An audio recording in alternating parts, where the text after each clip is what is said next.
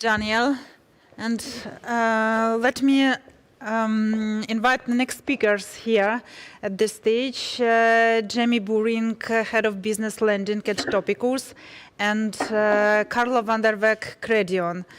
Hello and welcome to the stage. Yeah, thank you very much, Elena, for the patience. Yeah, can we provide the presentation? Yeah, thank you very much. Yeah, platform banking meets open banking. I think that until now, these are subjects that's still a lot about talking and less about doing. And what Carlo and I would like to do today is take you away in our motives to create a true digital lending platform, sorry, and a working network of independent debt advisors, aiming to support businesses in growing. Sorry. In addition, we will show you how we've helped banks to join the pace of the modern fintech times. But let us introduce ourselves first. I am Jamie, and I'm heading the department at Topicus that builds a digital ecosystem for the business lending market. At Topicus, it is our mission to create tech that connects people, platforms, and data to make education, healthcare, social services, and finance more relevant every day.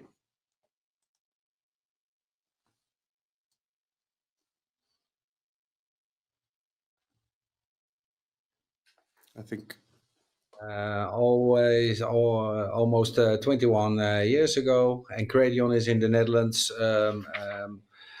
We have authority in the field of corporate finance to SME companies. We assisting clients during financing period. And we have probably one biggest goal, and that is that the SME company is well funded and that the funders and banks are well informed during all the financing periods. So that's what we do with 52 branches in the Netherlands, more than 120 advisors. We advise on yearly basis 1.5 billion euros. Okay, Jamie. Thank you, Carlo. Then back to our story, starting somewhere around the credit crisis. And I think a lot has happened since then. For example, to avoid getting into such a crisis situation again, banks had to be much more careful with lending money. Regulators started with strict enforcement by starting banks to ask for evidence to ensure that banks are really doing so. Through more strict capital requirements, there was pressure on the margin, and it's, well, I think slowly diluting the advantage of scale, especially for the major banks. Yeah, through more strict acceptance policies, we discovered that a lot of our advisors didn't do well business with normal and traditional banks in the Netherlands. And they have to reject a lot of our requests. So that was very bad for our clients. And it was also a situation that we thought there is a gap in the market. And it created a new room for new entrants. So that was the start about 10 years ago for a new situation in the lending market in the Netherlands for alternative, non-banking and non-balance sheet lenders. What did we see? The new entrants are considered being banking challengers. So we saw new models, new serving concepts. And since they were not bothered with all legacy, we've enabled them to go fully digital. So we saw new entrants of new parties with full digital lending platforms, highly technology driven with focus on excellent customer experience. So it was very new in the Netherlands, and it was also very small. But we started as an SME advisory organization to use these platforms. In addition to shaping the propositions around guarding lines of regulatory bodies, the alternative finance are able to go much faster with less supervisory pressure. So the central bank in the Netherlands has no direct contact with the alternative lenders, so they have much more freedom and no legacy to enter the market. And through those new entrants, customer experiences are set to a very new level in the Netherlands. Present buyers in that they accept a buy for a loan with very little hassle, experience excellent services, and near real-time decision making. So it's only the benefit of much faster and much more able and accessibility for SMEs in Netherlands to get funded.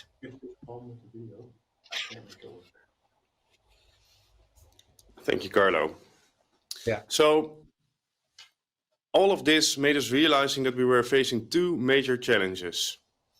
And first of it, the need for platform banking, as meanwhile, in a story that Carlo explained about, the supply side of lending has exploded.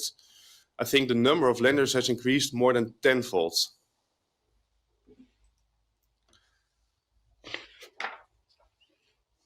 Please go ahead, Carlo. Yeah, sorry. What we see in the Netherlands, what I told you, we advise for 1.5 billion on yearly basis. And what we see nowadays is that there are more than 100 alternative lenders in factoring, in lease possibilities, in crowdfunding, etc. And they started with 1 or 2% of these market in our ways. And nowadays we do more than 25% with alternative lenders. So the big banks are losing the market. They are also want to lose that market because for them it's not profitable in this way to do business anymore for small tickets.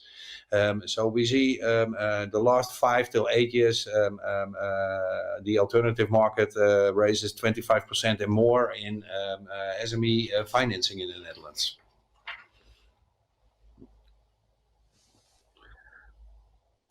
But then we have a new problem. There are, what I told you, more than 100 parties in the Netherlands. So for the SME entrepreneur, it's very hard to find the right mix of funding options, the right mix of possibilities, and he has a lack of knowledge. So he needs help, and he needs help from an advisor, but he also needs help from tech.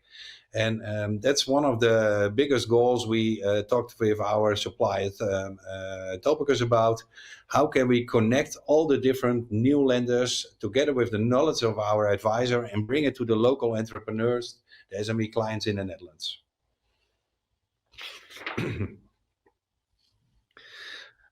So what I told you, even for our advisors who are specialized in SME funding, it's a hassle to know all the different parties, all the different possibilities, and how you can mix the best funding solutions for every client.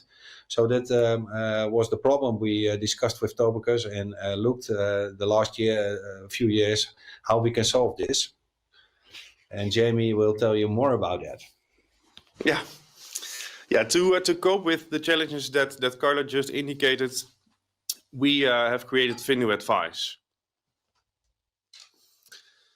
Finu Advice is operated by independent debt advisors, like co-workers from Carlo in the Credion family. And they can use Finu Advice, our cloud platform, subscription-based.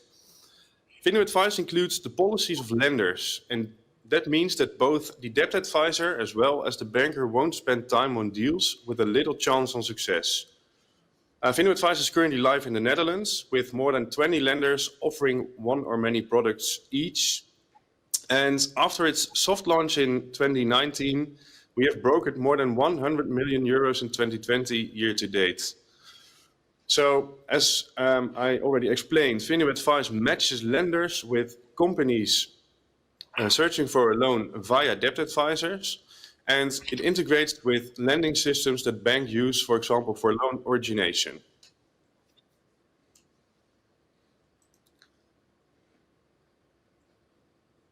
Yeah. there's the next slide. The second challenge that we identified was that banks, and where I'm referring to especially traditional banks, of course, needed and yet still need to change drastically to survive the fintech battle. That's at least my opinion. And to deal with pressure on yields and increasing regulatory obligations, they need to first shorten time to yes. Secondly, create more streamlined origination processes, define a clean, structured lending product portfolio, and after having this done, they can go digital, because I think that's one of the main goals that especially traditional banks need to achieve. In addition, I think initially there was not much fear for the banking challengers, which Carlo also explained about. There was laughing about their deal flow, and they had the image to work with, as we always call it, tape and glue technology, built by a nephew in the attic room. But I think by now we all know better. Alternative becomes less alternative. It is no longer a second best option, but has become a mainstream option, because I think of the convenience that alternative lenders have built into their services. So this means that the market has emerged where traditional banks started to miss opportunities, really. And we believe that they must go open banking to stay connected with this new digital reality. With Findu Lending, our cloud lending platform, we have enabled our banking clients to enter this journey. Findu Lending. Findu Lending has a strong focus on open banking by means of APIs. It supports both highly automated decisioning, but it allows for expert opinions as well. We have a strong track record in creating a healthy and competitive operational position. Our clients get good customer reviews. Even for rejected clients, they get a Net Promoter Score of 7. And I think that's driven by quick feedback and a structured explanation about the rejection. With the proper mindset, courage and guts, we are able to shorten the time to yes and time to cash, to somewhere around 70 up to 90%. And lastly, using the open APIs, Findu Lending integrates with, for example, Findu Advice, but also other third-party platforms or digital channels.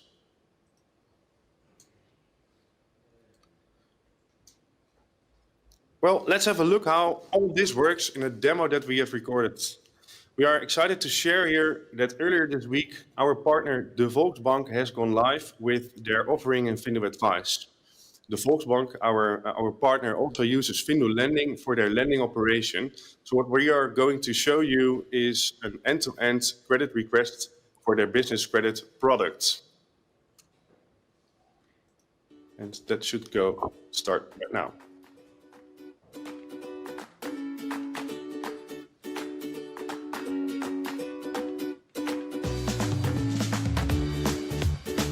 In the next couple of minutes, I'll show you how easy I can apply for a loan at one or multiple lenders with Findu Advice. As debt advisor, I can select a client for which a file has been created by my firm or department. On my dashboard, I see what I've last worked on for this client, some additional information and what actions I can do. I start with a credit request. Here we see the marketplace platform where various lenders offer their credit products. It is much like Uber, but then for business loans. For each product, the number of steps and required document I need to upload are indicated. During the request, Findu Advice continuously checks which products my client is eligible for based on the lender's acceptance criteria. I continue with an SNS business loan and enter some basic information about my request. Yeah.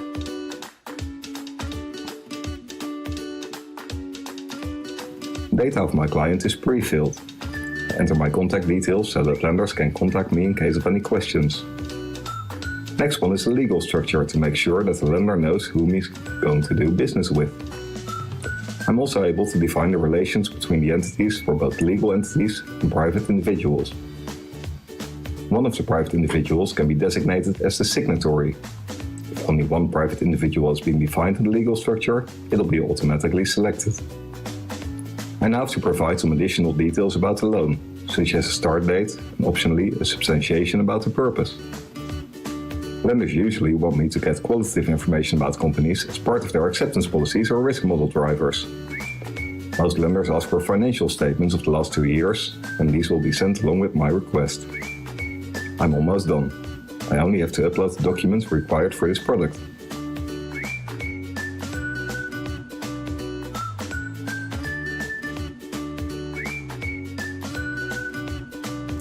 Finally, I can check whether I'm complete and optionally add some additional explanation.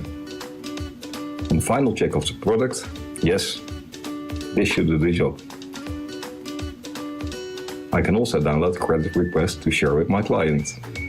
By the way, this report sends along my credit request to the lender as well.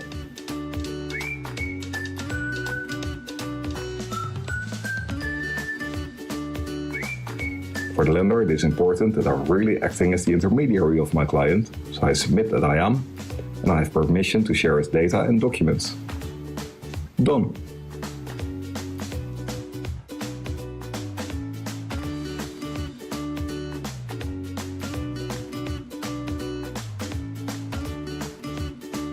As a banker, I can easily overview the lending processes I can work on, indicating the status they are currently in.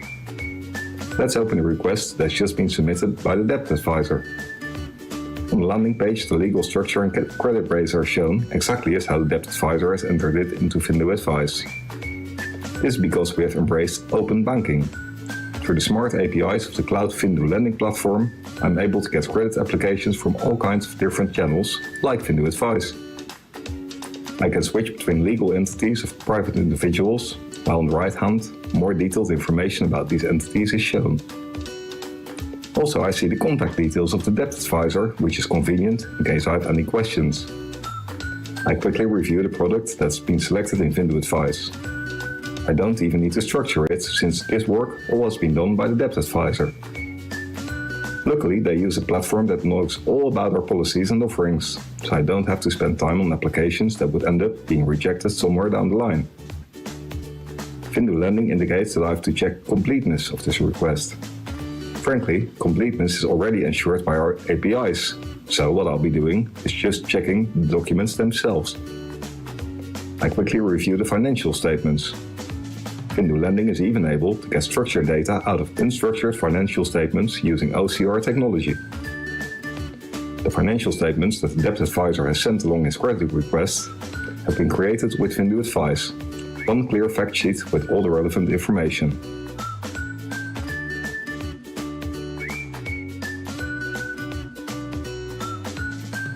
I see this potential client has an excellent debt service coverage ratio. That seems promising. I'll approve this document. Of course, Findo Lending keeps track of all specific approvals and by whom these are given. I'll bring this request to the next step by initiating a state transition. Check correctness. The status history keeps track of the progress and whether a state transition has been initiated manually or by the system based on business rules. Now a credit letter is generated, completely automatic. But what happens in the background? Several checks at the credit bureau have been done. For example, registered credit and fraud using Findo's counterparty audit API.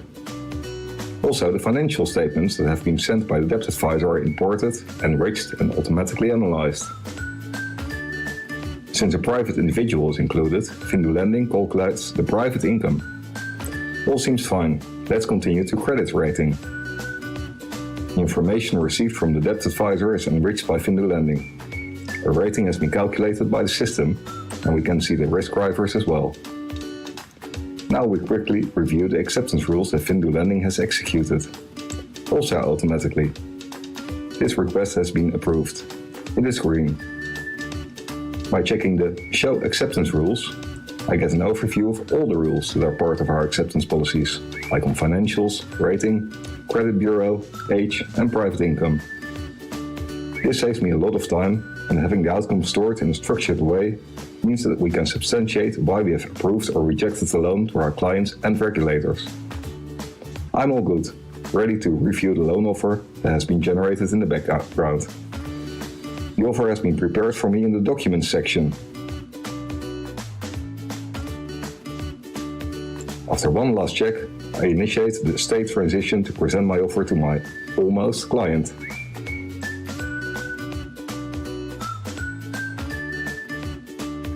He will get an email announcing that his offer is ready and can be signed digitally within our online portal.